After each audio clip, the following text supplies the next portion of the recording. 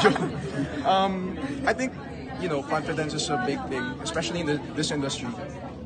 But I don't know. I was raised in a way na as much as possible, don't fear anything.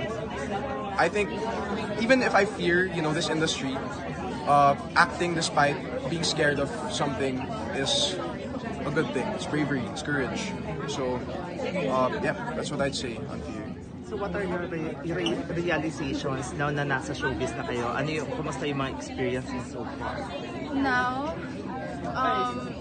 mas na-realize ko na wow, I really enjoy it. Like, na-enjoy ko yung kahit simpleng interviews na dito, media call, walking sa red carpet. I really enjoy it. And I think I really want to do this forever as a job. Parang hindi nga show job eh. Like, I enjoy doing it. What she said, it's super fun. Daming good company, a lot of good people I met so far. I've finished taping for my first show. I love the process. I love acting. It's safe to say, I love this job and I love my job. It does not feel like a job. It feels like a hobby. Right?